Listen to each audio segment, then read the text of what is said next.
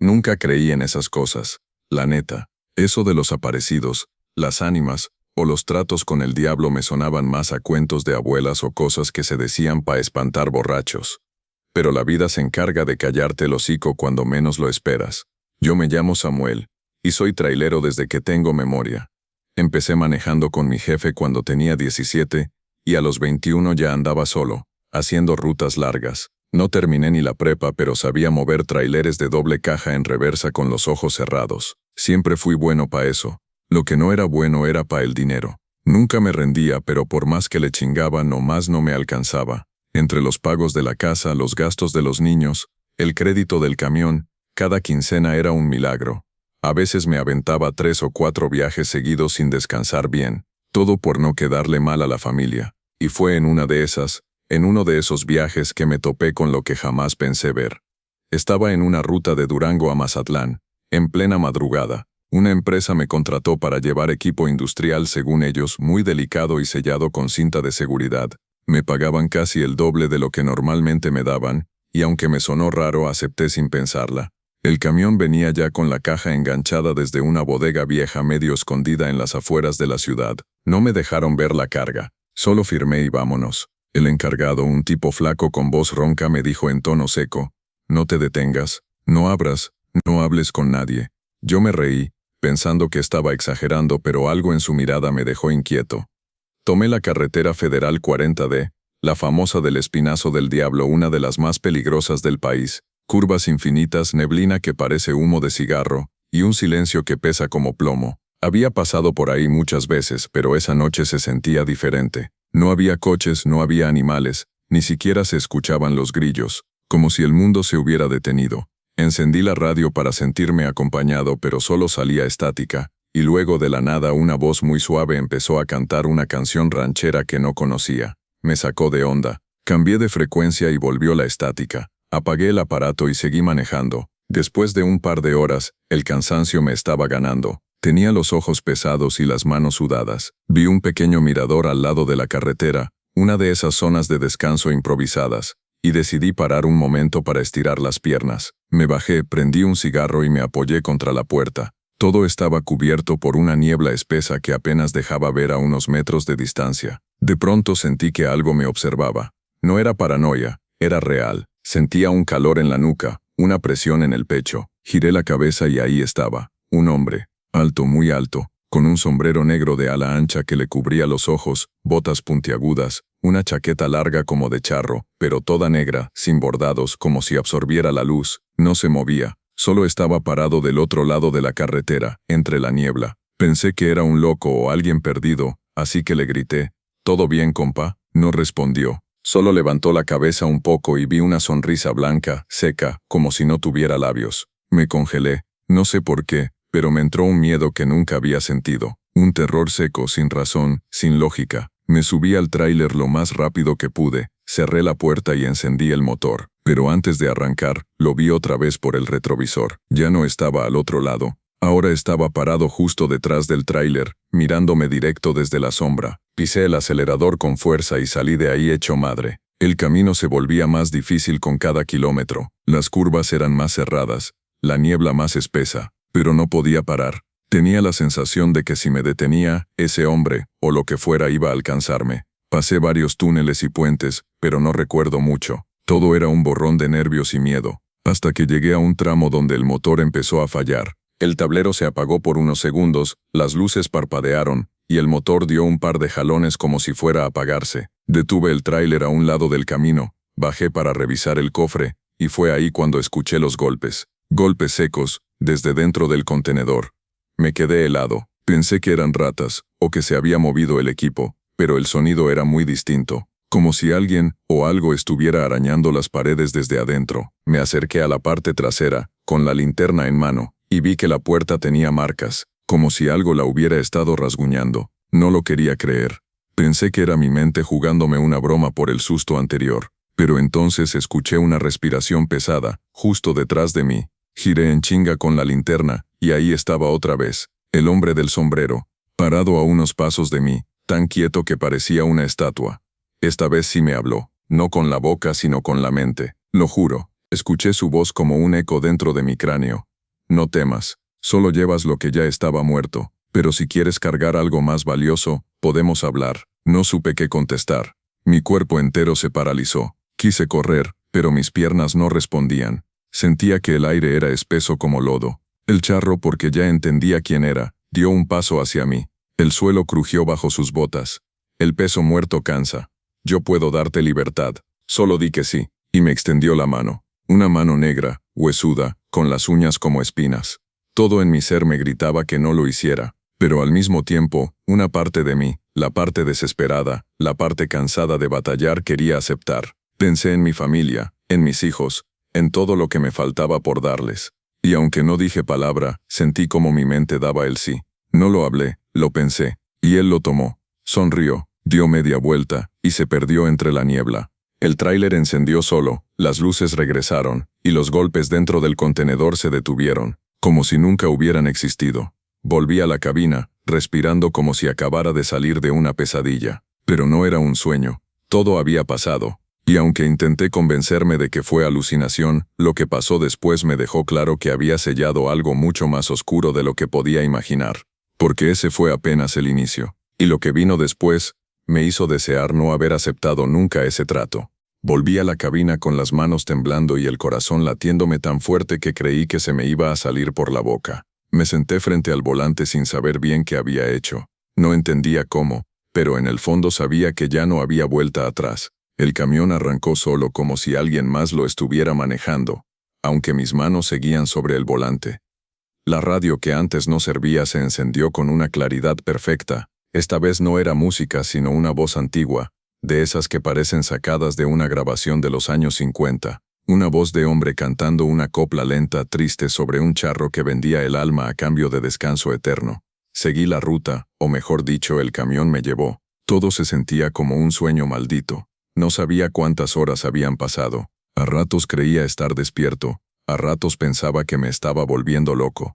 Pero entonces vi algo que me quitó toda duda. En una de las curvas más cerradas me crucé con otro tráiler, uno igualito al mío, pero sin conductor. Iba encendido, con las luces parpadeando, pero no había nadie en la cabina. Pasó junto a mí lentamente, tan cerca que pude ver lo que llevaba en la caja. Cuerpos, montones de cuerpos apilados, todos cubiertos con mantas viejas y amarrados con sogas. Uno de ellos giró la cabeza y me miró. Era yo. Frené de golpe, quedé jadeando, con la garganta seca y la piel helada. Intenté llamar a alguien pero no había señal. Saqué mi celular y lo único que aparecía era una notificación. Ya no estás en el mapa. Eso decía, como si ya no existiera, como si hubiera salido de este mundo sin darme cuenta. Me forcé a seguir manejando. Solo quería terminar el maldito viaje, entregar la carga y olvidarme de todo.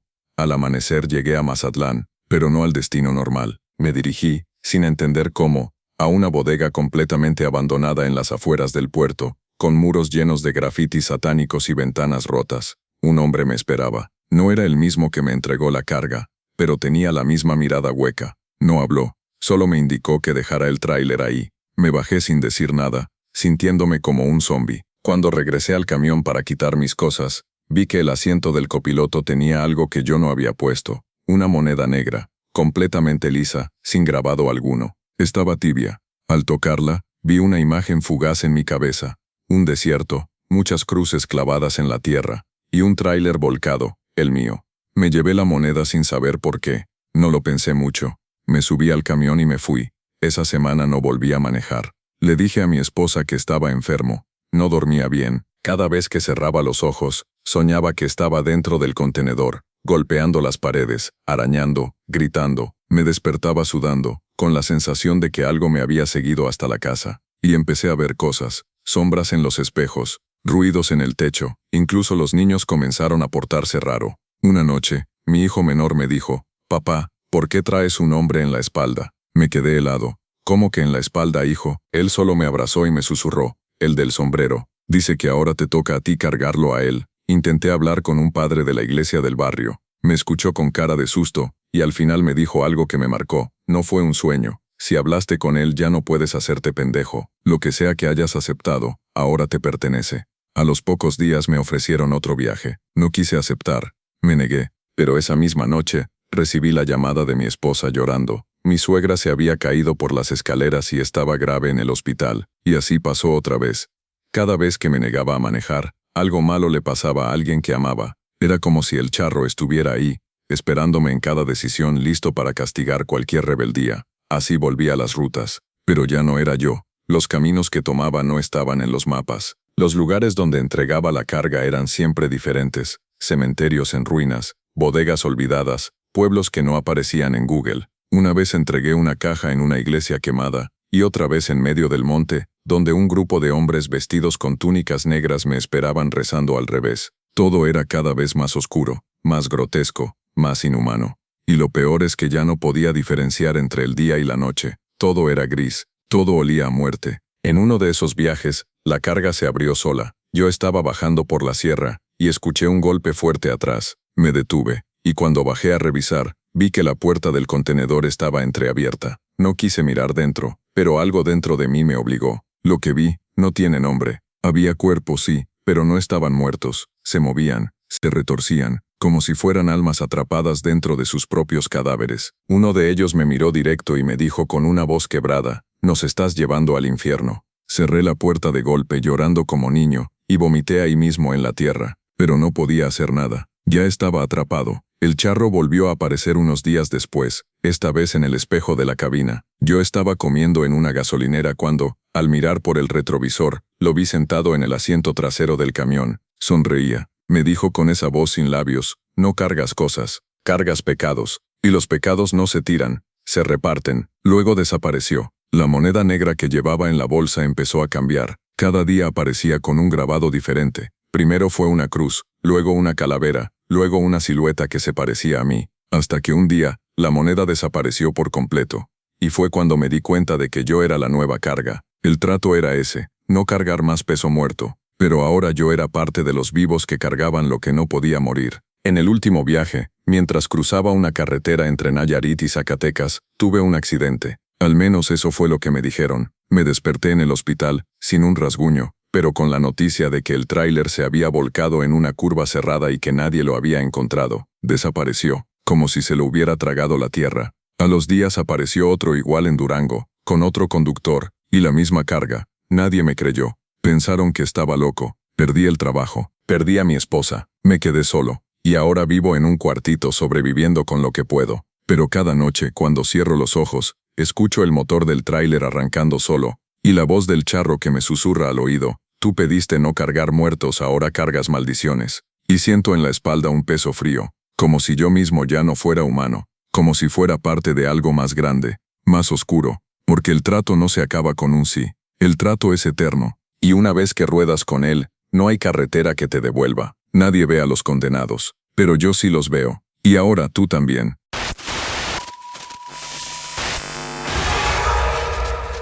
Siempre me consideré un hombre inteligente, no un genio, pero sí alguien que sabía moverse en los negocios. Desde los 25 empecé a levantar mi propia cadena de restaurantes aquí en Guadalajara, empezando con una taquería modesta en el centro y luego expandiéndome poco a poco con lo que iba sacando. No vengo de familia rica. Todo lo que tenía era por mi sudor, mis desveladas y mi hambre de crecer. A los 33 ya tenía 3 locales funcionando bien, empleados estables y hasta empecé a meterle a redes para atraer más gente. Parecía que por fin la había hecho, que por fin estaba donde debía estar. Pero nunca se me ocurrió pensar que todo se podía ir al carajo tan rápido. Y mucho menos que mi desesperación me iba a llevar a hacer un trato con alguien que no es de este mundo. Todo empezó justo después de la pandemia, cuando el flujo de clientes bajó drásticamente. La inflación subió, los insumos se dispararon, y la gente dejó de gastar en comida como antes. Intenté adaptarme, meter servicio a domicilio, promociones, hasta cambié el menú, pero no fue suficiente. El banco me traía en chinga con los pagos. Debía renta en 2 de los locales y a varios proveedores les quedé mal. Cada día era levantarme con ansiedad en el pecho, sintiendo que un paso más y todo se venía abajo. Y lo peor, no podía dormir. Me la pasaba pensando en cómo salvar todo lo que había construido. No quería que mi nombre quedara asociado al fracaso. Una noche, salí a tomar aire. Era tarde, como eso de las 2 de la madrugada. El local principal ya estaba cerrado, pero me quedé limpiando, revisando inventario y viendo si podía estirar el poco capital que quedaba para pagar la nómina. Me senté afuera, en una de las mesitas de la banqueta, con una chela caliente y la cabeza dándome vueltas. Sentía que si no conseguía dinero para el fin de semana tenía que cerrar. Estaba al borde de llorar, cosa que nunca me había pasado, cuando vi que alguien se acercaba caminando por la calle vacía. No era un vagabundo, no era un cliente, era un tipo alto, delgado, con un traje oscuro de charro impecable, no moderno, sino de esos antiguos, con bordados negros sobre negro y botones de plata opaca. Caminaba con una elegancia que no era normal. Cada paso era lento, pero firme, como si no pisara el suelo sino que lo flotara. Pensé que venía a pedirme algo, o que estaba perdido, pero se detuvo justo frente a mí, y me miró con una expresión entre curiosa y burlona. Nunca olvidaré su rostro. Piel morena, como de bronce, ojos completamente negros, sin pupilas, y una sonrisa que parecía más dibujada que real. Me dijo sin mover los labios: «Estás buscando un préstamo que ningún banco te va a dar». Me quedé helado. No había forma de que supiera eso, ni siquiera había hablado en voz alta. Le pregunté quién era y qué quería. Él solo se sentó frente a mí, y puso una cajita de madera sobre la mesa. La abrió lentamente. Dentro había una pluma antigua, con la punta afilada como navaja, y un papel viejo amarillento, con letras que no reconocí. «Yo te ofrezco lo que necesitas para salvar tu nombre. No solo dinero, éxito absoluto, clientes fieles, boca en boca, expansión. Pero tú me das un poco de ti». Le dije que se fuera a la chingada, que no estaba para juegos, pero su mirada no cambió. Solo esperó. Me dijo: «No necesitas decir que sí, solo firmar. Si lo haces, tu restaurante será el más concurrido de la ciudad, y todo lo que debes será perdonado. Pero cada mes, vendré por una cuota, algo tuyo, nada que no puedas darme».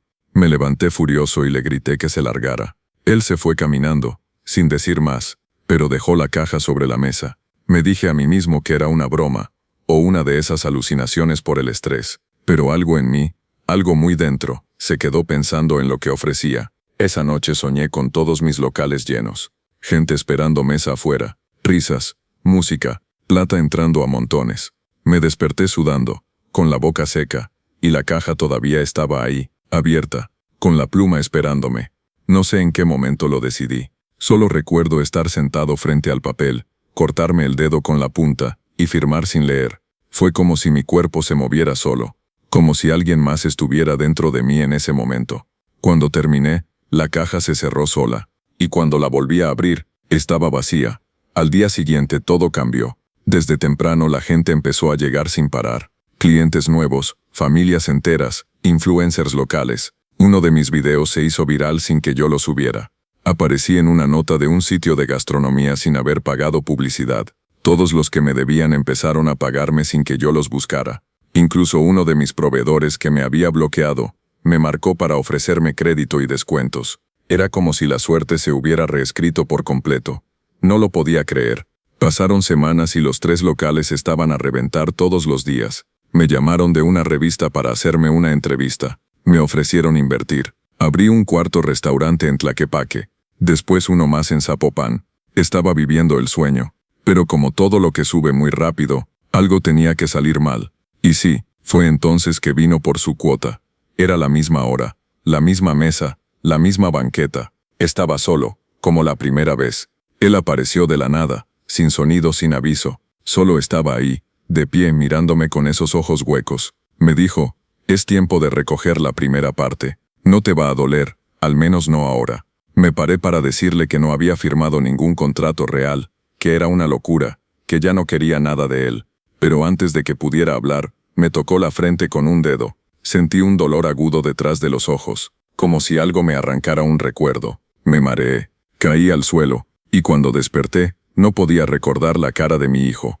Eso fue lo primero que me quitó, un recuerdo, solo uno, pero suficiente para romperme. Fui a buscar a mi esposa desesperado. Le pregunté por él, y me mostró una foto. Estaba ahí, en mi casa, mi hijo, pero no podía recordarlo, ni su voz, ni su risa, ni la última vez que lo abracé. Era como si me lo hubieran borrado con una goma. Lloré frente a él sin entender por qué, y el niño confundido me dijo: «¿Estás bien, papá?». Le dije que sí, que solo estaba cansado, pero por dentro, me estaba partiendo en 1000 pedazos. Intenté ignorarlo. Seguí trabajando, pero cada mes, a la misma hora, el mismo día, él volvía. Cada vez se llevaba algo distinto, Una vez, se llevó la memoria de mi primer beso. Otra, la sensación de mi comida favorita. Luego, una canción que me hacía llorar. Al principio eran cosas pequeñas, pero después, se llevó mi sentido del gusto. Dejé de saborear los alimentos. Se llevó mi risa. Ya no podía disfrutar nada. Solo trabajaba como una máquina. Un éxito vacío.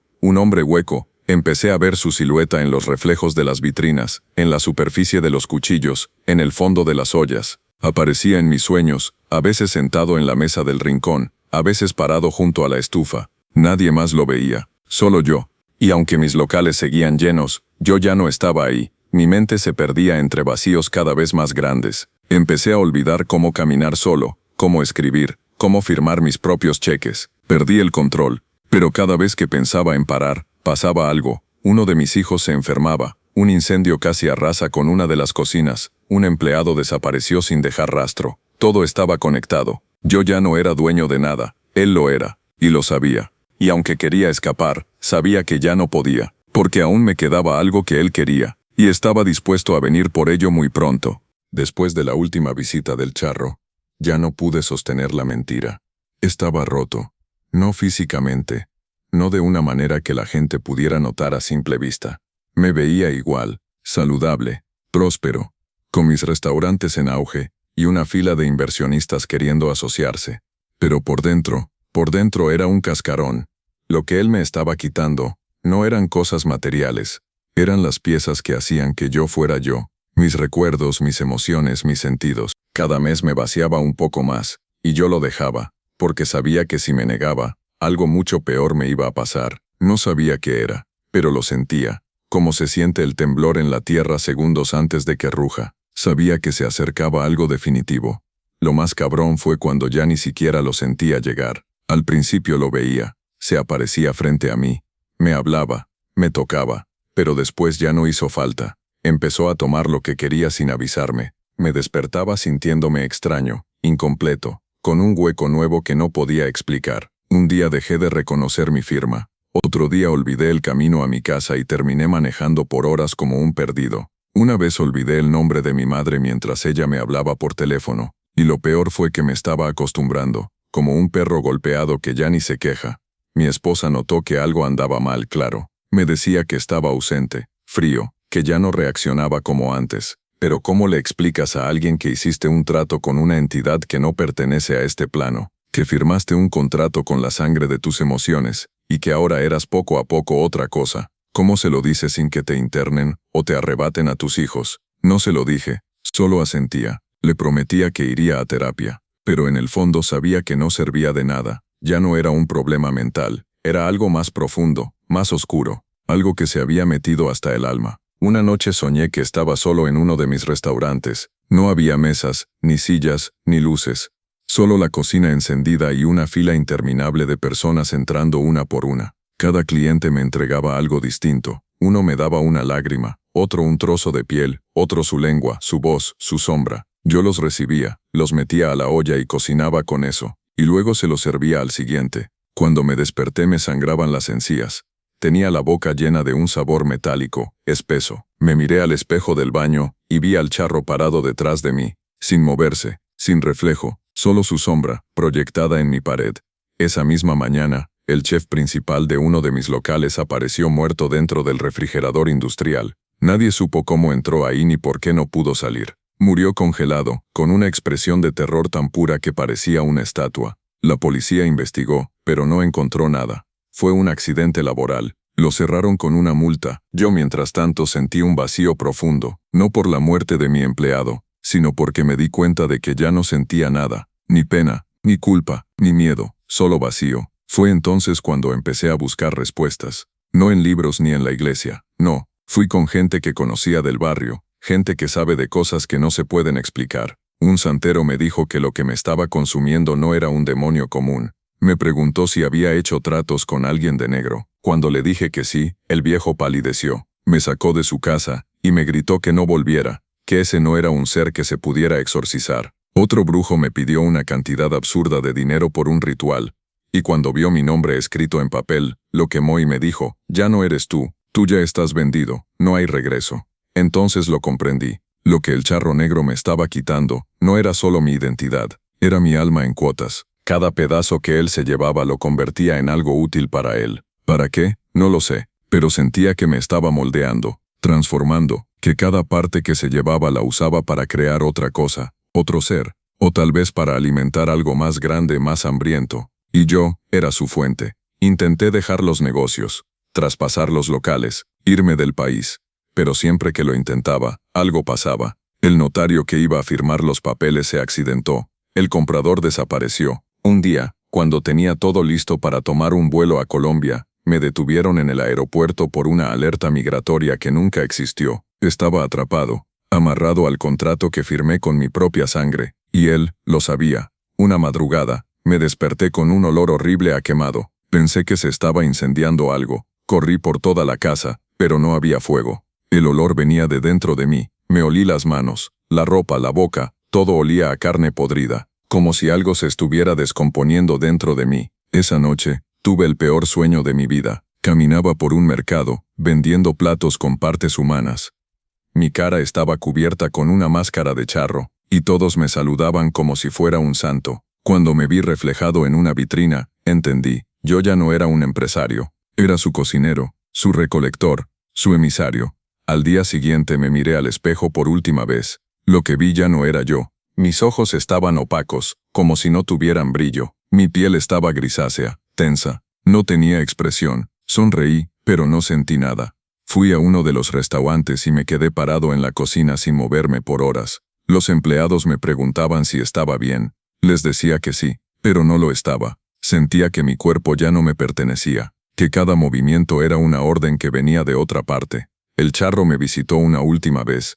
Esta vez no habló, solo puso frente a mí un espejo. Me miré, y lo que vi no era mi reflejo. Era un hombre con traje de charro, de negro, sonriente, como si yo lo estuviera viendo a él, desde dentro del espejo. Y entonces supe lo que venía. El contrato no era solo para entregarle partes de mí, era para sustituirme, poco a poco, para transformarme en lo que él necesitaba. Una copia más, un charro más, porque eso era lo que él hacía. Recogía almas vacías, las llenaba con oscuridad, y las soltaba por el mundo para seguir la cadena. Ahora si caminas por Guadalajara tal vez me veas, sentado en una mesa, observando a los que sufren por dinero, por fama, por no perder su lugar. Ya no tengo nombre, ya no tengo historia, pero puedo ofrecerte algo, solo una firma, una gota de sangre, y todo será tuyo. Éxito, fortuna, respeto. Lo único que tienes que pagar es un poquito de ti. Y así empieza de nuevo.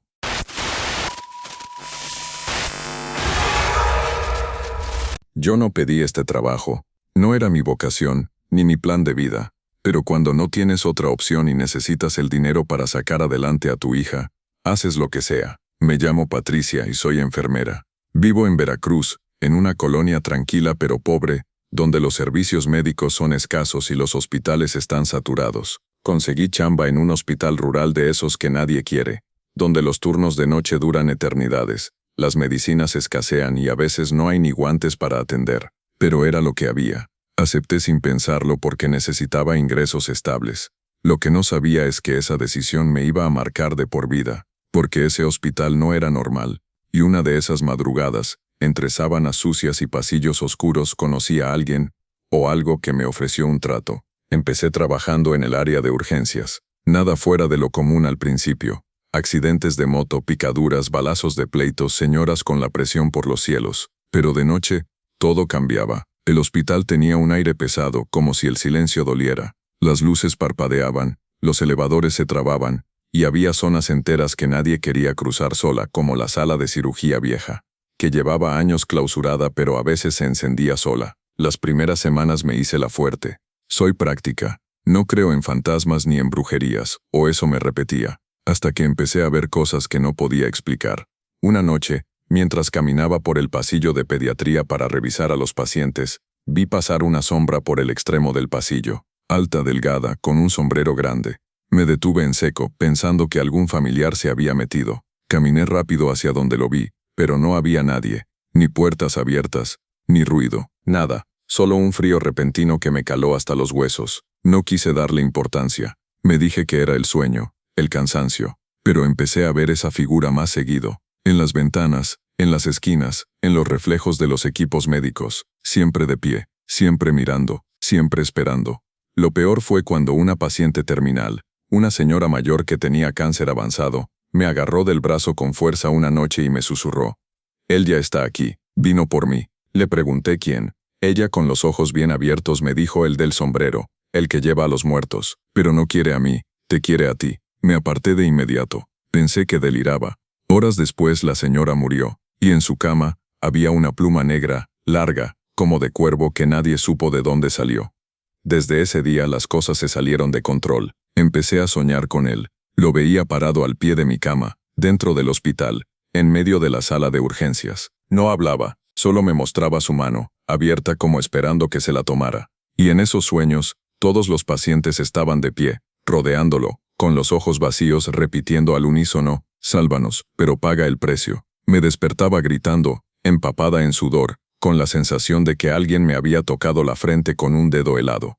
Una madrugada que nunca voy a olvidar, ingresaron a un niño de 8 años con una bala perdida en el pecho. Era muy tarde y yo estaba casi sola. Los doctores de guardia no llegaban. Intenté estabilizarlo como pude, con el poco equipo que teníamos. Su mamá lloraba afuera, de rodillas, gritando que no se lo llevaran. Yo sentí una rabia inmensa, una impotencia como nunca. Me encerré con el niño y me aferré a salvarlo, aunque todo indicaba que ya no había nada que hacer. Y fue ahí, justo en medio de esa desesperación, cuando lo vi de nuevo. Estaba en la puerta del quirófano viejo, el que nadie usaba, apoyado en el marco, sombrero negro, mirada vacía. Esta vez sí habló, no con la boca, con la mente. Sentí sus palabras dentro de mi cabeza, como si las pensara por mí. ¿Quieres salvarlo? Solo pídelo, solo di que sí. No entendí qué estaba pasando, pero el corazón me gritaba que no aceptara. El niño empezó a convulsionar. La máquina pitaba. Me desesperé. Miré al charro y grité con toda mi alma: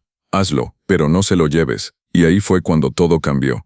El monitor se estabilizó. El niño empezó a respirar. Su pulso volvió. Los doctores llegaron justo después. Dijeron que había sido un milagro, que nunca habían visto algo así. Yo solo me quedé ahí, temblando, sabiendo que eso no había sido medicina, había sido otra cosa, y que acababa de firmar algo sin saberlo. El charro desapareció, pero dejó en el suelo un trozo de tela negra, como de su sombrero, quemado por la orilla. Lo guardé, por alguna razón estúpida, como si eso me confirmara que no estaba loca.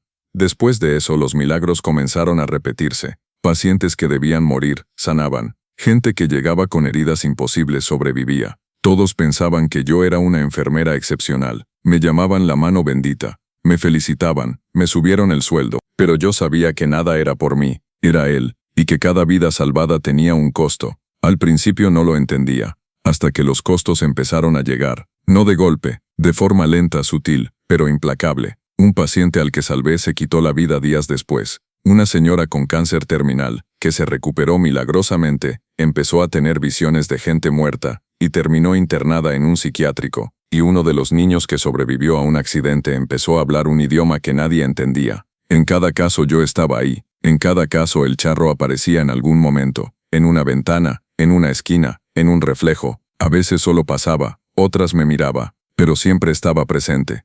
Me di cuenta de que no estaba salvando vidas, estaba posponiendo muertes, cambiando destinos a cambio de algo que todavía no entendía. Y esa deuda iba creciendo. Lo peor fue cuando mi hija empezó a enfermar. Dolores de cabeza insoportables, vómitos, desmayos. Ningún doctor encontraba la causa. Ningún examen revelaba nada. Yo sabía que no era enfermedad, era castigo, era un cobro. Intenté no hacer más tratos, rechacé las súplicas, me alejé de los casos graves, pero el hospital mismo me seguía trayendo nuevos pacientes. Era como si todo el lugar ya estuviera infectado por su presencia. Una noche, me encerré en la capilla del hospital y recé por horas. Pedí una señal, algo, lo que fuera, y él vino. Apareció entre los bancos de madera, sentado, con las manos entrelazadas como si estuviera orando. Me dijo: «Tú pediste salvar, yo solo cumplí, pero nada es gratis, ya sabes lo que sigue». Le supliqué que se llevara todo, menos a mi hija. Él se levantó, caminó hacia mí, y puso una moneda negra en mis manos. Una sola decisión, un solo cobro, pero el precio lo elige quien acepta. Y así fue como me dio la opción más horrible de mi vida. Un nuevo paciente llegaría esa noche, un niño, grave, con pocas esperanzas. Si yo lo salvaba, mi hija viviría. Si no, mi hija moriría antes del amanecer. Nadie más podía intervenir, solo yo. solo mi decisión, solo mi conciencia. Y así fue como empezó la noche más larga de mi existencia. No sé cómo pude mantenerme de pie esa noche. Era como si cada minuto pesara una tonelada. No paraba de mirar el reloj, sintiendo que cada segundo que pasaba me acercaba al infierno. Lo peor es que seguía trabajando, atendía pacientes, tomaba signos, firmaba papeleo, como si no estuviera a punto de decidir quién debía morir para que mi hija viviera. Nadie lo sabía, claro, para todos. Yo era la misma enfermera de siempre, seria, comprometida, eficiente, pero por dentro me estaba cayendo a pedazos. A las 2 de la madrugada llegó la ambulancia, el paciente que el charro había anunciado, un niño de 11 años, atropellado por un conductor ebrio. Estaba inconsciente, con varias fracturas, traumatismo craneal y los pulmones colapsados. Los paramédicos entraron corriendo, gritando por ayuda. Yo me quedé congelada al verlo. Era pequeño, delgado con la cara cubierta de sangre seca. Llevaba una pulsera de plástico azul con su nombre, Emiliano. En ese momento mis piernas casi me fallan, porque fue imposible no pensar que podría ser mi hija en esa camilla. Mis compañeros se movían con rapidez. Uno buscaba oxígeno, otro preparaba jeringas. Pero todos sabían que no había mucho que hacer. Era un caso perdido, y yo lo sabía, lo sentía en los huesos. Pero también sabía que tenía el poder de cambiar ese destino. Solo bastaba una palabra, solo bastaba decir sí en mi mente, y el charro actuaría. Lo peor es que lo sentí. Estaba ahí, no visible a simple vista pero presente, como una presión en el aire, como un murmullo en los monitores, como una sombra que no debería estar ahí. Fui a la capilla, dejé a Emiliano con los demás y me encerré. Me arrodillé frente al altar improvisado y lloré. Lloré como no había llorado en años. Le hablé a Dios, a quien fuera, pero no obtuve respuesta, solo silencio, hasta que escuché la voz. Esa maldita voz, otra vez dentro de mi cabeza, calmada, firme, segura. Tú decides. Uno por otro. Es justo. Es simple. Es ley. Y luego, silencio otra vez. Volví a urgencias. El niño estaba entrando en paro. Uno de los doctores me gritó: Patty, ayúdame a reanimarlo. Me acerqué. Tomé las palas del desfibrilador. El monitor hacía ese sonido plano, esa línea recta que anuncia el final. Cerré los ojos. Y ahí, en ese microsegundo de oscuridad lo vi. Estaba en una especie de sala blanca, pero todo estaba cubierto de sangre. Alrededor de mí, todos los pacientes que había salvado injustamente me miraban. No tenían rostro, solo cuencas negras y bocas cosidas. Y al fondo, él, el charro, sentado en un trono de camillas rotas, con un fajo de historiales médicos en las manos. Me extendía un expediente nuevo, el de Emiliano. Abrí los ojos, y supe que lo había hecho, que sin querer, sin decirlo, ya lo había pensado, ya lo había aceptado. El niño empezó a recuperar el ritmo cardíaco. El monitor volvió a pitar. Los doctores celebraron. Uno me abrazó, me dijo: eres increíble, Patty, nos salvaste otra vez. Pero yo sabía que no había sido yo, y entonces mi celular vibró. Era un mensaje de mi hermana. Solo decía: tu hija convulsionó. Vamos al hospital. No responde. Me fui de inmediato. Dejé todo. Corrí como nunca. Y cuando llegué al hospital pediátrico, el rostro de mi hermana me lo dijo todo. Mi hija estaba en coma. Había sufrido una hemorragia cerebral masiva. Los doctores no sabían cómo explicarlo. No había antecedentes. No había razón. Me arrodillé junto a su cama. Le tomé la mano. Estaba tibia, pero sin fuerza. Y en ese momento lo vi reflejado en el monitor que medía su presión. El charro, parado al otro lado del vidrio mirando, con la cabeza apenas inclinada, sonriendo. Le grité en silencio con la mirada: tú dijiste que si salvaba al niño ella viviría. Y él sin hablar respondió con esa voz que ya era parte de mí: sí, pero vivir no significa despertar. Aún no has pagado todo.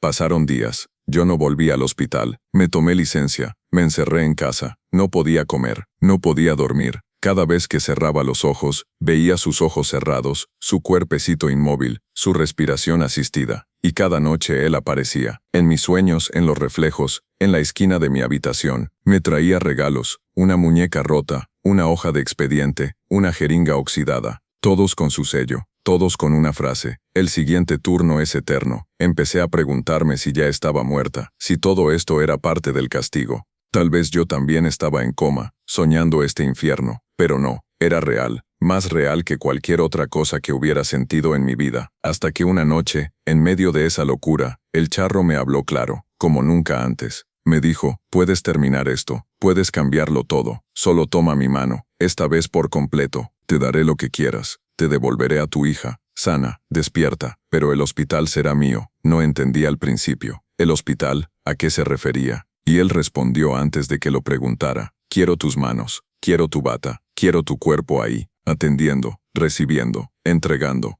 Lo que yo diga, cuando yo lo diga, tú serás mi enfermera, por siempre. Lloré, grité, me negué, pero supe, desde lo más hondo de mi alma, que iba a aceptar, porque era madre, porque no podía más, porque no soportaba verla así, y acepté. El día que mi hija despertó, el sol entró por la ventana de forma distinta, como si el mundo me hubiera perdonado. Sonrió, dijo mi nombre, me abrazó, lloramos juntas. Nadie entendía cómo había sido posible. Los doctores lo llamaron recuperación espontánea, pero yo sabía, yo había pagado. Volví al hospital rural una semana después. Voluntariamente, pedí el turno nocturno. Nadie entendía por qué. Me recibieron con alegría, me abrazaron, me dijeron que me extrañaban, pero ya no era la misma. Caminaba más recta, más lenta, más vacía. Empecé a atender como antes, solo que esta vez, las muertes regresaron, sin sentido, sin lógica. Un paciente que iba a salir de alta convulsionó y murió. Una joven que solo tenía fiebre, se desangró en la camilla. Cada muerte venía con una señal, una moneda negra en la almohada, una pluma en la sábana, una sombra en la lámpara. Yo no hablaba, no lloraba, no sentía, solo trabajaba. Hoy sigo ahí, en ese hospital, en ese turno. Los demás piensan que soy una leyenda, que tengo suerte, o que estoy maldita. Algunos nuevos empleados dicen haberme visto caminando por los pasillos cuando ya no estaba en el hospital. Dicen que en las madrugadas, si estás solo, puedes escuchar pasos detrás de ti, y una voz que susurra, ¿quieres salvarlo? Yo ya no pertenezco a este lado. Mi cuerpo sigue aquí, pero mi alma ya está de aquel lado del quirófano viejo, del lado de los tratos, de las decisiones imposibles, del precio que no se puede devolver.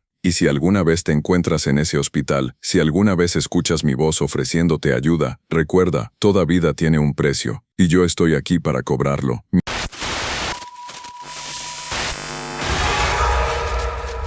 Mi nombre es Leonardo, pero todos me conocen como Leo. Vivo en Ciudad Juárez y durante muchos años me dediqué a la venta de celulares y accesorios en los tianguis. Me iba más o menos. Había días buenos, días malos, pero salía para comer y pagar lo básico. Nunca fui rico ni lo pretendí. Pero como a muchos, me empezó a tentar lo fácil, lo rápido, lo que te da una ilusión de grandeza aunque te esté devorando por dentro. Así fue como terminé atrapado en ese maldito mundo del juego. Todo empezó con las maquinitas, esas que están en tiendas o en los puestos del centro. Metías 5 pesos y podías sacar 50. Para muchos era solo un rato de diversión, pero para mí se volvió un vicio. Cuando no vendía nada, me cruzaba al local de apuestas más cercano. Empecé a ganar de vez en cuando y sentía que tenía suerte. Hasta creí que era bueno, que sabía cuándo apostar y cuándo retirarme. Pero eso es lo que el juego te hace creer. En realidad nunca ganas. Te suelta un premio solo para que no te vayas. Y cuando estás bien atrapado te lo quita todo. Y luego te quita más.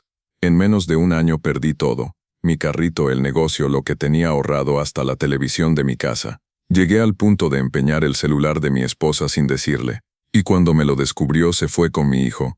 Me dejó solo, sin dinero, sin familia y sin alma. Y aún así seguía apostando. Con lo poco que sacaba de chambas esporádicas, iba al casino que pusieron por la zona del aeropuerto, uno grande, de esos que parecen hoteles de lujo por fuera. No tenía ni qué comer, pero ahí estaba, metido entre luces y sonidos de máquinas, soñando con el premio gordo que lo arreglaría todo. Nunca llegó.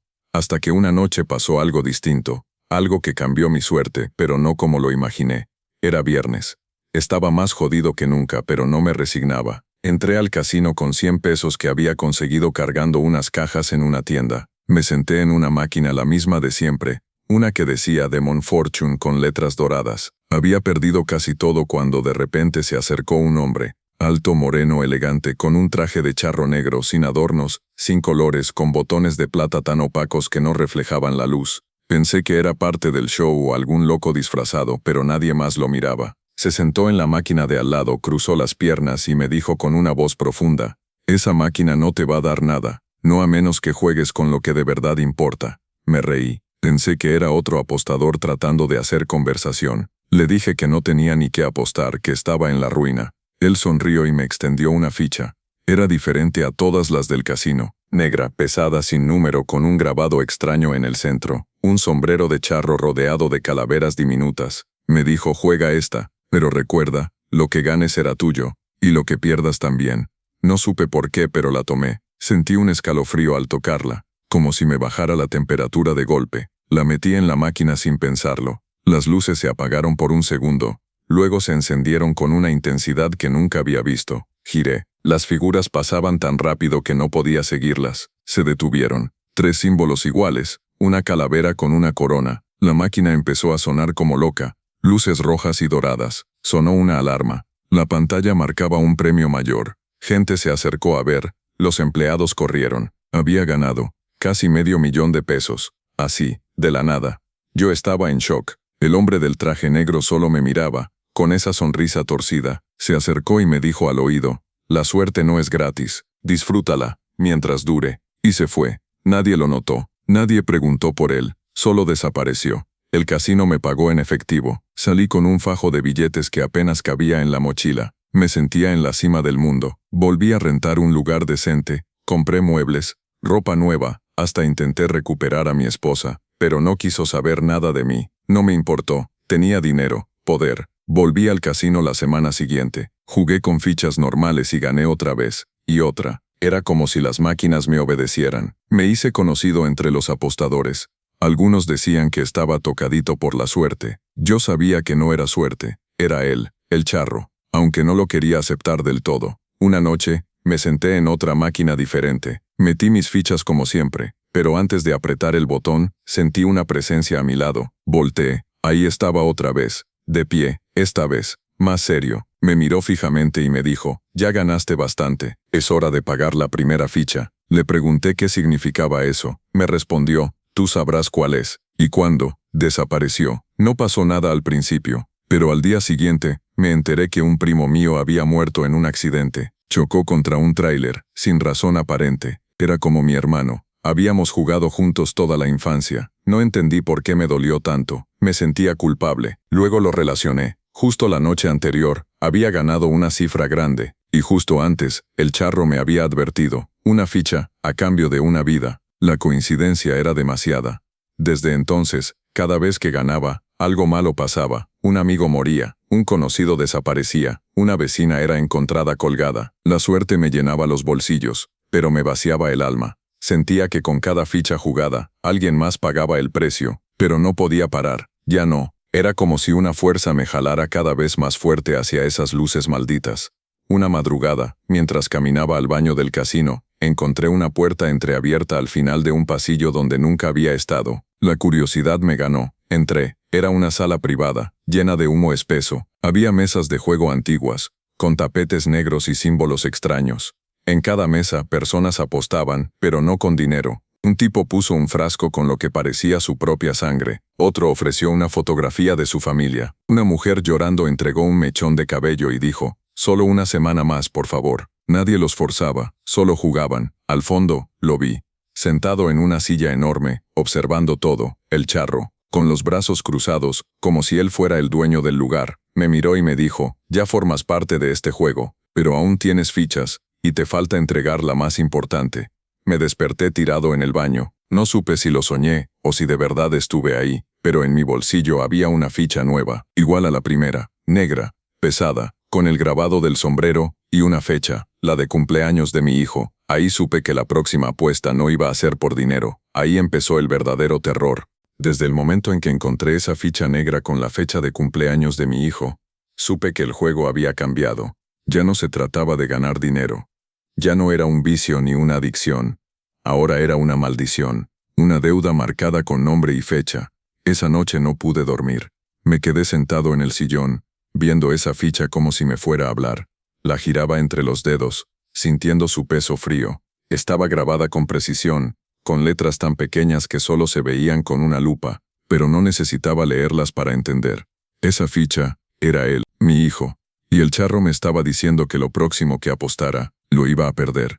Intenté convencerme de que todo era una coincidencia, que el estrés me estaba haciendo ver cosas, que todo eso de la sala secreta, la gente apostando su sangre, las muertes extrañas, eran alucinaciones. Pero entonces comencé a ver al charro más seguido, ya no solo en el casino. Lo veía en la calle, entre los coches, parado en la banqueta mientras yo manejaba. Lo veía en los reflejos de los vidrios de las tiendas, en los noticieros, en las sombras de mi casa, en mis sueños, siempre callado observando como si estuviera esperando a que yo hiciera la jugada final.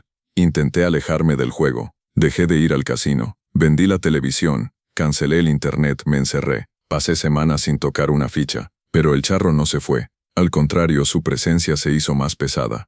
La casa empezó a oler a tierra mojada, a quemado. Las luces parpadeaban. Se escuchaban pasos en el techo, aunque vivía en planta baja. Mi hijo, que apenas tenía 7 años, comenzó a despertarse en las madrugadas llorando, diciendo que el señor del sombrero lo miraba desde la ventana. No sabía cómo explicarle que no era un monstruo inventado, que ese señor me estaba cobrando una apuesta que nunca debía hacer. Una noche, mientras dormía, sentí que alguien me tocaba el pecho. Me desperté agitado. No había nadie, pero sentí un ardor donde me habían tocado. Fui al espejo del baño y vi una marca, una huella negra, como una quemadura con forma de ficha. Estaba grabada en mi piel. En el centro, la fecha otra vez. Era una cuenta regresiva. Sentí un terror que no sabía que existía. Porque ya no era solo miedo de perderlo. Era saber que yo era el que lo había puesto en esa situación.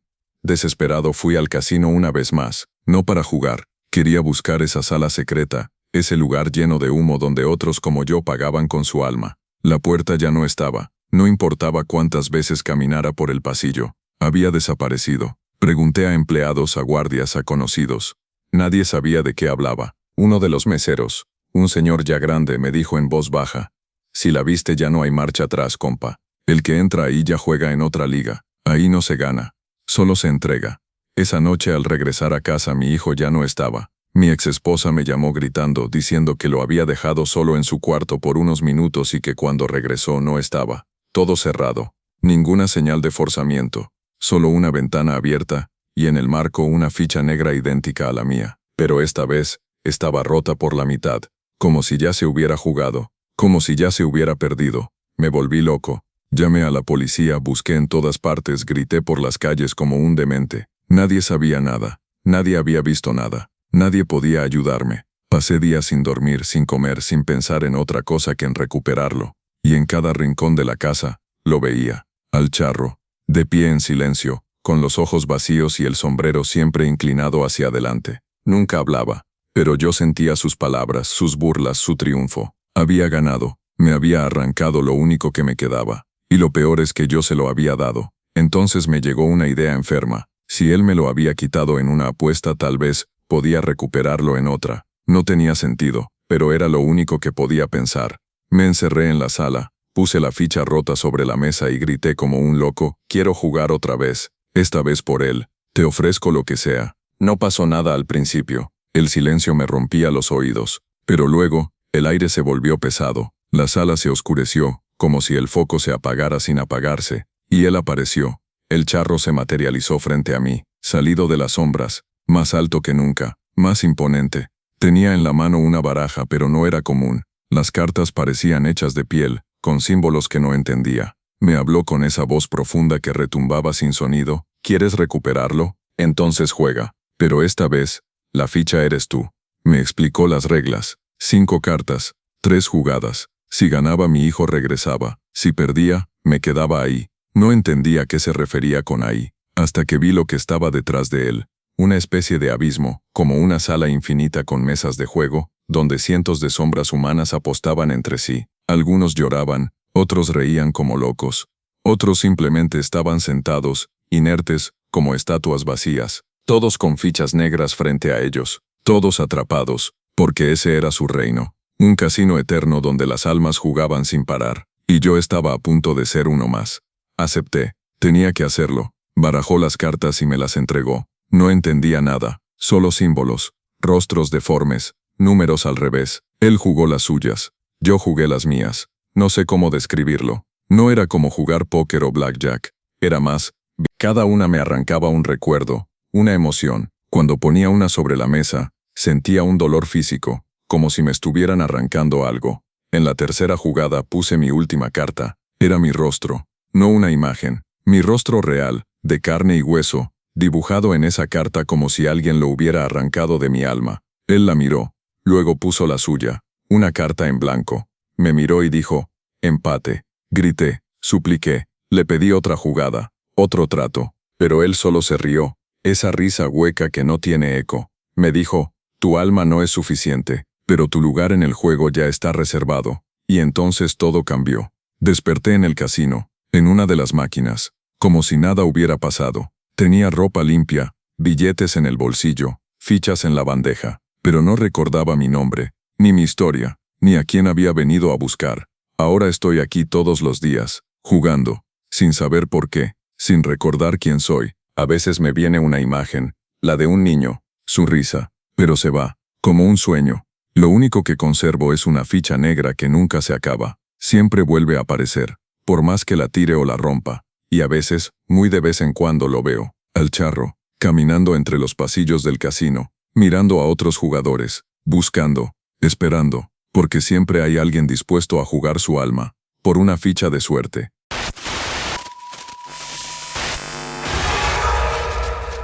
Siempre fui una alumna normal, no la más lista pero tampoco burra.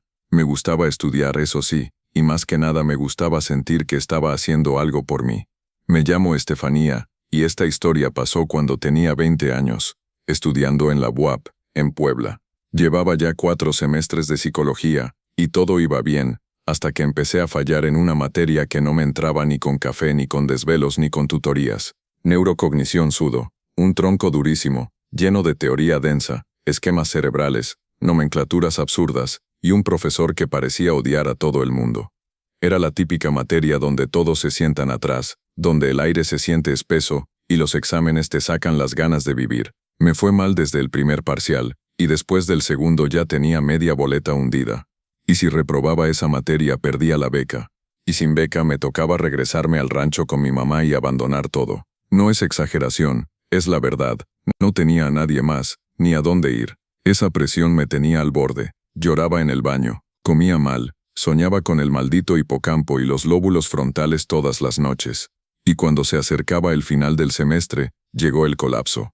Una noche, a eso de las 11, me quedé estudiando sola en la biblioteca central. Cerraban a medianoche, pero nadie vigilaba bien. Sabía que si me escondía entre los estantes del segundo piso, podía quedarme un par de horas más, y eso fue justo lo que hice. Llevaba 2 termos de café y las manos temblando del cansancio. Quería memorizar todo el tema del sueño REM y las funciones ejecutivas, pero mi mente ya no respondía. Empecé a llorar sin hacer ruido, sintiendo que había fracasado, que todo el esfuerzo no servía de nada. Y ahí fue cuando lo escuché. Una voz, muy bajita, como un susurro. Al principio pensé que era mi imaginación, hasta que volvió a sonar más cerca. ¿De verdad quieres pasar, o solo quieres rendirte? Me giré en seco pero no había nadie. Me paré, caminé entre los estantes. Todo estaba en silencio. O eso creí, porque en uno de los pasillos más al fondo donde casi no hay luz vi una sombra. Un hombre, alto, inmóvil, con un sombrero de ala ancha. No se movía, no decía nada, solo estaba ahí. Me quedé paralizada. Sentí un frío que me caló hasta los huesos. Intenté hablar pero no me salían palabras. Y entonces, sin moverse, sin siquiera hacer un gesto, lo escuché dentro de mi cabeza, como un pensamiento que no era mío. Yo puedo ayudarte, pero el conocimiento no es gratis. Ni lo que veas será fácil de olvidar. Retrocedí, tropecé con una silla, cerré los ojos, me apreté la cara con las manos y cuando volví a abrirlos, ya no estaba. Todo parecía normal, como si lo hubiera imaginado. Pero sobre la mesa donde había dejado mis apuntes había algo nuevo, un cuaderno viejo encuadernado con cuero negro, sin nombre, sin autor, sin portada. Lo abrí, estaba lleno de anotaciones, pero no eran apuntes normales. Eran fórmulas, diagramas cerebrales, anotaciones de estudios que nunca había visto. Información compleja, detallada, pero clara, como si mi cerebro la entendiera sin esfuerzo, como si alguien hubiera escrito ahí justo lo que necesitaba saber. Me volví adicta. Copié todo. Estudié cada hoja. Me quedé despierta 2 días seguidos y cuando hice el examen final, saqué 10. El único 10 del grupo. Hasta el profesor me llamó a su oficina, con cara de sospecha. Me preguntó si había hecho trampa. Le dije que no, era verdad, no hice trampa, pero tampoco lo logré sola. El cuaderno desapareció esa misma noche, como si nunca hubiera existido. Busqué entre mis cosas, revisé cada rincón, nada, pero ya no lo necesitaba, porque todo lo que había leído se quedó grabado en mi mente con una claridad absurda, como si las palabras se hubieran tatuado dentro de mi cabeza. Y no solo eso, empecé a notar cosas raras. Podía recordar conversaciones completas con cada palabra exacta. Leía un párrafo una vez y lo retenía al 100%. Sabía qué iba a decir un profesor antes de que abriera la boca. Sentía cuando alguien mentía. Era como si mi mente se hubiera vuelto otra cosa. Más rápida, más aguda, más despierta. Los primeros días fue increíble. Me sentía poderosa. Pero pronto las cosas empezaron a ponerse feas. Empecé a tener sueños extraños. Lugares que no conocía. Gente que nunca había visto, escenas horribles que parecían sacadas de películas de terror. Una noche soñé con un quirófano donde abrían cerebros mientras las personas seguían vivas, gritando. Otra noche soñé con una biblioteca infinita donde cada libro sangraba al tocarlo. Y siempre al fondo la misma figura, el del sombrero, observando, como si estuviera vigilando lo que hacía con lo que me había dado. Intenté ignorarlo, pero entonces las visiones comenzaron durante el día. Caminando por los pasillos de la facultad veía flashes, rostros que se deformaban, paredes que palpitaban como si fueran carne, cadáveres de animales en los baños, aunque al parpadear ya no estaban. Una vez vi a una maestra transformarse en un cuerpo sin ojos, que escribía con los dedos rotos. Dejé de confiar en mi percepción. Ya no sabía qué era real, pero no podía hablarlo con nadie. ¿Qué iba a decir? Que un ser me dio conocimiento a cambio de quién sabe qué. La gota que derramó todo fue una noche en que salí tarde de clases. Caminaba por la 14 Sur, rumbo a mi cuarto. Vi una figura parada junto a una parada de camión. El mismo hombre. Esta vez lo vi de frente. Piel oscura, ojos completamente negros, sonrisa afilada. Me hizo una seña con la mano para que me acercara. Y yo, lo hice. No sé por qué, como si no pudiera evitarlo. Me paré frente a él y me dijo, esto apenas comienza. Lo que te mostré es una puerta, y ya la abriste. Le pregunté quién era. Me respondió, soy el que da, y el que cobra. Me dio otra cosa, una hoja, como un examen, pero no era de la universidad. Era un examen con preguntas imposibles. ¿Cómo se siente morir de un infarto cerebral? ¿Cuántas sinapsis se destruyen en un grito? ¿Qué color tiene la locura? Y al final, una firma, la mía, ya puesta, con mi sangre. Me desmayé. Desperté en mi cama. Pensé que había sido una pesadilla, pero en mi mochila estaba la hoja. La misma, manchada de sangre seca. Desde entonces, algo me persigue. Ya no son solo sueños o visiones. Es real. Lo siento detrás de mí, a cada paso. Me observa desde los rincones, desde los espejos, desde los ojos de los demás. Sé que me va a pedir algo más, y sé que no voy a poder negarme, porque el conocimiento no es gratis, porque ya no pienso como antes, y porque cada vez que intento dejar de saber, duele. Y ahora, tengo una nueva materia. Una que no está en el plan de estudios, una clase secreta, a la que solo yo asisto, a medianoche. La primera vez que recibí la notificación, pensé que era una broma. Me llegó por correo institucional, con el remitente sistema BUAP como cualquier otro aviso escolar, pero el asunto decía, clase especial asignada a nivel avanzado. Abrí el mensaje y solo decía, Estefanía, tu nuevo nivel de conciencia requiere orientación personalizada. Asiste a las 0000 en el aula 33B del edificio de posgrados. No faltes. El precio del conocimiento es la continuidad. Me reí, lo juro. Pensé que era un virus o algún hackeo, pero luego recordé lo que el charro me había dicho. Lo que te mostré es una puerta, y ya la abriste. El aula 33B era real, y yo sabía dónde estaba. Fui esa misma noche. No porque quisiera, sino porque algo me empujaba como una fuerza interna que no podía ignorar. Llegué a la facultad a las 11:40. Estaba cerrada, claro, pero cuando toqué una de las puertas de cristal, se abrió sola. Entré sin pensar. No había nadie, ni veladores, ni guardias, solo ese silencio denso que hace eco de tus propios pasos. Crucé el edificio y bajé al sótano donde estaban las aulas de posgrado.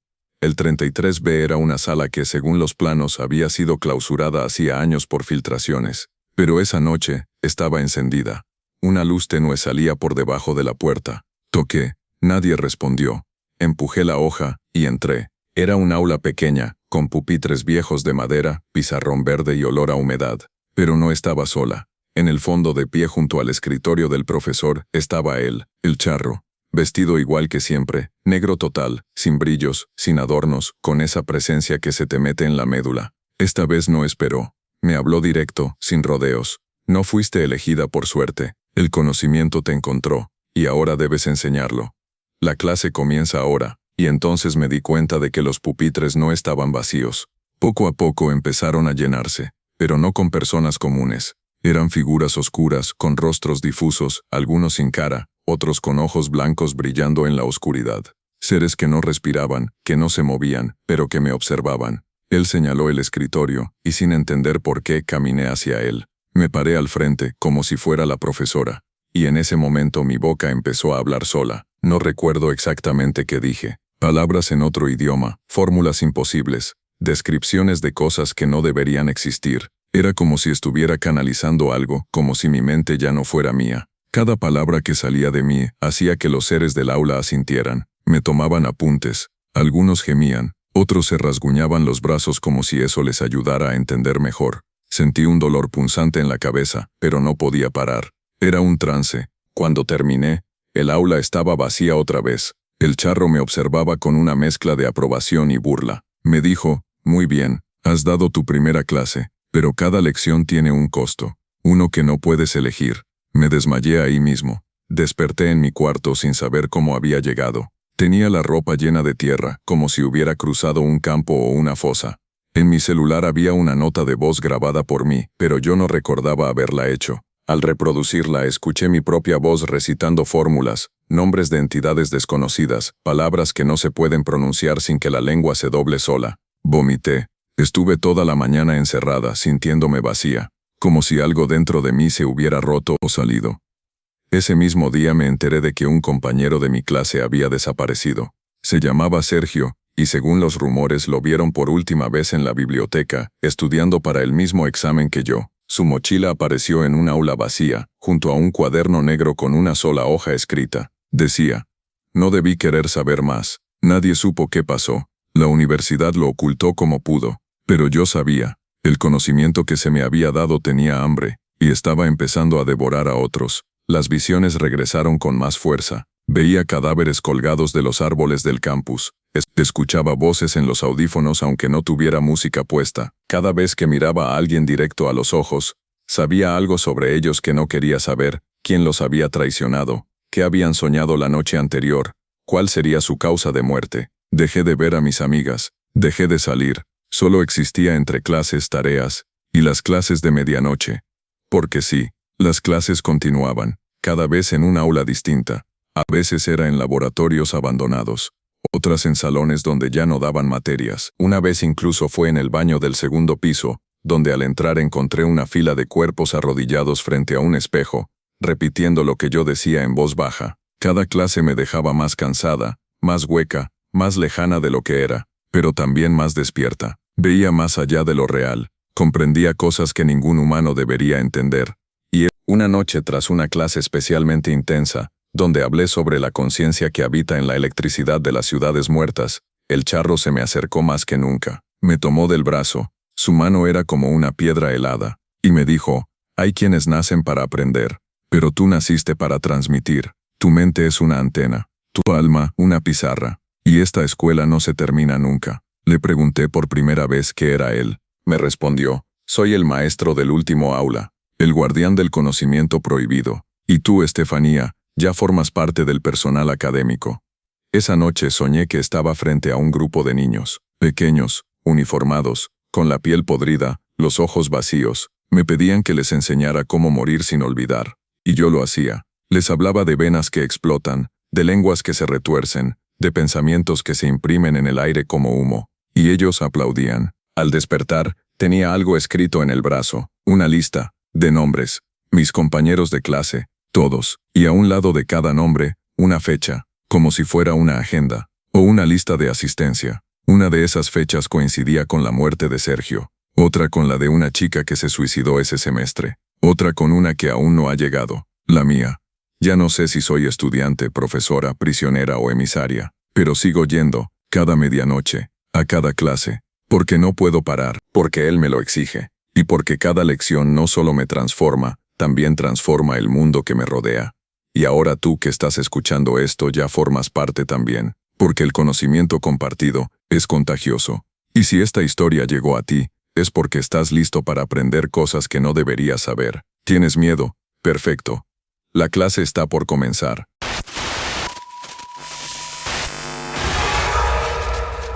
Yo no nací para matar. Eso quiero que quede claro. No vine al mundo para eso.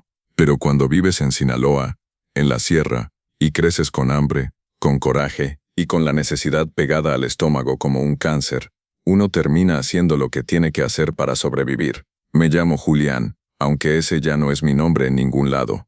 A estas alturas, ni los que me conocen de toda la vida me llaman por mi nombre real. Me volví un fantasma, una leyenda entre los míos, y no porque haya querido, sino porque un día, en una cantina perdida entre el monte y el infierno, hice un trato que no debía haber hecho.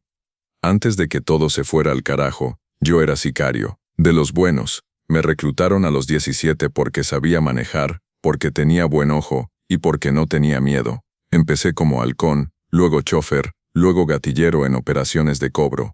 Nunca me tembló la mano, eso es verdad, pero siempre seguí reglas, nunca toqué a inocentes, nunca me metí con familia, siempre supe que, dentro del infierno, había líneas que no se debían cruzar, hasta que mataron a mi hermano. Fue un error, un ajuste de cuentas mal hecho, una confusión de placas en un vehículo, y los del otro bando se llevaron al hombre equivocado. Mi carnal, el único que me quedaba de sangre. Lo secuestraron, lo torturaron y lo dejaron tirado como perro en una brecha. Lo reconocimos por los tatuajes porque la cara ya no era humana. Y yo, me quebré, me fui a fondo. Ya no quise obedecer, ni esperar órdenes, ni hacer las cosas como antes. Quería venganza, quería hacerlos pagar, uno por uno. Pero no tenía suficiente gente, ni balas, ni poder. Solo tenía rabia. Y esa rabia fue la que lo trajo a mí. Una noche después del velorio me fui solo a una cantina vieja en la sierra, una de esas que ni siquiera aparecen en el GPS. Un lugar donde la cerveza sabe a tierra y los vasos huelen a sangre seca. Estaba solo, con una botella de mezcal, repitiendo nombres en mi cabeza como un mantra. Los jefes del otro lado, los tiradores, los que ordenaron el levantón. Uno a uno como una lista de muerte. Y fue ahí, justo cuando ya iba en la mitad de la botella, que entró un hombre. Alto, moreno, elegante, con un traje de charro negro que no tenía polvo ni manchas, como si acabara de salir de una boda, no de la sierra. Nadie más lo vio, o al menos nadie reaccionó, solo yo. Se sentó a mi lado sin decir palabra. Me miró con unos ojos oscuros como petróleo, y luego habló, pero no movió la boca. Sentí su voz dentro de la cabeza como un pensamiento que no era mío. ¿Quieres hacerlos pagar? ¿Quieres que sangren? Yo puedo darte eso. Lo miré sin miedo. Para entonces ya había visto cosas que pocos aguantan. Le pregunté qué quería a cambio. Sonrió. Me puso una bala sobre la mesa, negra, opaca, fría como hielo. Solo una. Pero con ella cada disparo será certero. Cada rostro que odies caerá. A cambio tú me das lo que queda de tu sombra. Pensé que estaba loco. Le dije que se largara. Él no se movió. Solo señaló la bala. Y dijo: el dolor que llevas no se cura con tiempo, se cura con fuego. Me levanté para irme, pero al dar un paso sentí que el suelo se desvanecía. Caí. Me desmayé ahí mismo sin razón. Al despertar estaba en mi camioneta, con la botella vacía y la bala negra en la palma de la mano. Ninguna herida, ningún rastro del hombre, solo el eco de su voz repitiéndose en mi cabeza. Esa misma semana empecé a buscar a los responsables. No sé cómo, pero de pronto todo se volvió más fácil. Me llegaban ubicaciones sin buscarlas. Me decían nombres que no había preguntado. Y cada vez que salía a hacer un jale, algo me guiaba. No fallaba un solo tiro. No necesitaba más de una bala. Era como si supiera exactamente dónde iban a estar, qué iban a hacer, cómo se iban a mover. Me volví un fantasma. Me empezaron a llamar el Cuervo, porque nadie me veía llegar, pero todos sabían que había pasado por ahí cuando los cuerpos quedaban fríos. El primer mes maté a 6. Uno se reventó solo, de miedo al saber que yo lo buscaba. Otros 2 desaparecieron sin que nadie entendiera cómo. Y yo empecé a cambiar. Ya no dormía, ya no tenía hambre, ya no me reía. Las voces me seguían incluso en sueños. Voces de los que maté, de mi hermano, del charro. Todo mezclado, como si mi mente se hubiera abierto y ya no supiera qué pensamientos eran míos y cuáles no. La bala negra seguía ahí, siempre una, siempre la misma. No importaba si la disparaba, regresaba, aparecía de nuevo en mi bolsillo. Como si solo necesitara una para todo, como si el trato me hubiera marcado como el portador de esa maldición, porque ya entendía que no era un regalo, era un pacto. Cada muerte me ataba más a él, y yo, lejos de alejarme, empecé a gustarle. Lo supe una noche que fui a ejecutar a uno de los últimos de la lista. Estaba escondido en una cabaña en medio del monte, rodeado de escoltas. Imposible entrar sin hacer ruido, pero no necesité ruido. Cuando llegué todos estaban dormidos, con los ojos abiertos, muertos pero con el corazón aún latiendo, y él, el principal, estaba de rodillas llorando con la mirada perdida. Me miró y dijo, «Tú no eres humano», y por un segundo, le creí, lo maté igual, pero algo dentro de mí se quebró. Esa noche no vi al charro, me vi a mí mismo, en el espejo de la camioneta, pero mi reflejo no era igual, era yo, con el sombrero negro, con los ojos sin alma, con la bala en la frente. Me fui al cerro, solo, grité, le exigí que se fuera, que me quitara lo que me había dado, y su voz me respondió desde todos lados. Tú ya eras mío antes del trato, solo necesitabas una razón para aceptarlo, y tu razón ya está enterrada. Volví a mi casa, pero ya no era hogar. Volví con mi gente, pero ya no hablaba. Me volví un ejecutor silencioso. Ya no lo hacía por venganza, ni por placer. Lo hacía porque era lo único que sabía hacer, porque si me detenía, algo más oscuro que yo tomaría el control. Y fue entonces que entendí que el trato no se trataba solo de cobrar vidas. Era una transformación, un reemplazo. Poco a poco me estaba convirtiendo en él, o en uno de los suyos. Y la última muerte de mi lista no era un enemigo, era yo. Y ahora, solo falta un disparo, uno más, uno final. Después de esa última ejecución en la cabaña del monte, supe que ya no había regreso. Todo lo que había hecho, todo lo que había matado, no había servido para llenar el hueco que dejó mi hermano. Ni venganza, ni sangre, ni gritos de perdón. La lista de los culpables se había terminado, pero la bala seguía ahí, intacta, fría, en el bolsillo derecho de mi chaleco como una costra que nunca cicatrizaba. Y con ella seguía la voz, esa maldita voz que ya no necesitaba hablarme desde afuera porque ya vivía dentro de mí. Los días se volvieron un bucle. Dormía poco, comía menos. Mis compañeros del grupo empezaron a alejarse. Decían que yo olía raro, que algo en mis ojos no era normal. Algunos decían que ya no parpadeaba, que me veían hablar solo, que mis pasos no hacían ruido cuando caminaba entre la maleza. Me volví una sombra en el monte.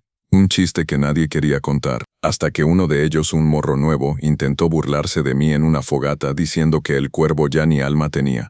Me miró de frente, le sonreí, y el vato empezó a convulsionar. Nadie lo tocó, nadie lo golpeó, solo empezó a gritar como si viera el mismísimo infierno. Le salió espuma de la boca, los ojos se le voltearon, y murió ahí frente a todos. Nadie me culpó, pero nadie volvió a hablarme después de eso. Fue cuando decidí irme al rancho donde crecí. Buscaba respuestas, o al menos un lugar donde morir tranquilo. Pero cuando llegué todo estaba distinto. No quedaba nadie. Mi casa estaba cubierta de maleza, las paredes grafiteadas, las ventanas rotas. Parecía abandonada desde hacía años. Pero eso no era lo peor. Lo peor fue encontrar el retrato de mi hermano clavado en la puerta principal, con una bala negra pegada justo en la frente. La misma que yo traía, solo que esa no era mía. Caí de rodillas. Ahí entendí que el trato que había hecho no fue por venganza, fue por reemplazo. Él no solo me había dado una herramienta para matar, me estaba preparando para tomar su lugar, uno de sus lugares, porque el charro no era solo uno, eran muchos. Eran figuras que caminaban entre los vivos, disfrazadas de hombres, de sombras, de leyendas. Y yo me estaba convirtiendo en uno de ellos. Esa noche no pude más. Me metí al monte con mi rifle, con la bala negra en el bolsillo, y 1 litro de gasolina en la mochila. Encontré un claro entre los árboles, me quité la camisa, marqué un círculo con el combustible y lo encendí. Me senté al centro, solo, en silencio, esperando que viniera. No grité, no lo llamé, no hacía falta. Él siempre sabía dónde estaba, y sí, llegó. Entre la línea del fuego, caminando sin quemarse, apareció el charro, más alto que nunca, más oscuro que el cielo. Sin decir nada, se paró frente a mí. Saqué la bala de mi bolsillo y se la ofrecí, temblando, pensando que con eso podía devolverle todo. Él solo me miró con esos ojos vacíos y me dijo, «Ya no es mía, es tuya. Esta bala ya tiene tu nombre». Y entonces lo entendí. No se trataba de matarlos a ellos, ni de cobrar justicia, ni de obedecer al dolor. Todo el trato desde el principio había sido para que yo disparara una sola vez, solo una, contra mí mismo. Me levanté, con la bala en la mano y caminé hasta el árbol más grande del claro. La luna caía encima como una lámpara de hospital. Cargué el arma, metí la bala, apunté directo a mi cabeza, cerré los ojos, y justo cuando jalé el gatillo, la bala no salió. El arma explotó en mis manos, pero no me hizo daño, solo humo negro, solo un chillido que parecía de 1000 voces al mismo tiempo. Cuando abrí los ojos, el charro ya no estaba, pero tampoco yo, porque desde ese momento, Ya no sentía mi cuerpo. Me movía, sí. Caminaba, sí. Pero era como si lo hiciera desde lejos. Como si habitara dentro de mí un eco. Mi sombra ya no estaba. Mi reflejo ya no reaccionaba. Y cuando hablaba, mi voz era otra. Más grave, más hueca, como la de él. Volví a la ciudad. Más grave, más hueca, como la de él. Volví a la ciudad. No sé por qué. Algo me empujaba. Tal vez el impulso de completar la transformación. Llegué a una cantina en Culiacán, la misma donde lo vi por primera vez. Me senté en la barra, pedí mezcal, y mientras bebía en silencio, un chavito de unos 20 años se sentó junto a mí. Lloraba, tenía las manos llenas de sangre seca. Me miró y me dijo, maté a mi hermano, por error, no sé qué hacer. Yo no dije nada, solo metí la mano en el bolsillo, y ahí estaba, la bala negra. La puse sobre la mesa, igual que lo hizo conmigo. El chavo me miró con ojos desesperados. Yo le sonreí, igual que me sonrieron a mí, y supe que el ciclo estaba completo. Yo ya no era Julián, yo ya no era nadie. Ahora era parte del charro, parte del sistema de dolor que cobra en carne lo que los hombres no saben cargar en culpa. Un ejecutor, un heraldo del precio justo, un recolector de sombras. Y tú que estás oyendo esto, si alguna vez te cruzas con un hombre vestido de charro, con mirada vacía y una bala negra sobre la mesa, no la toques, porque esa bala no es para alguien más, esa bala ya tiene tu nombre. Gracias por ver mis historias, espero que te hayan puesto los pelos de punta. Si te gustó el video, no olvides suscribirte, dejar tu comentario y compartirlo con alguien que se atreva a escucharlo de noche. Nos vemos en la próxima historia.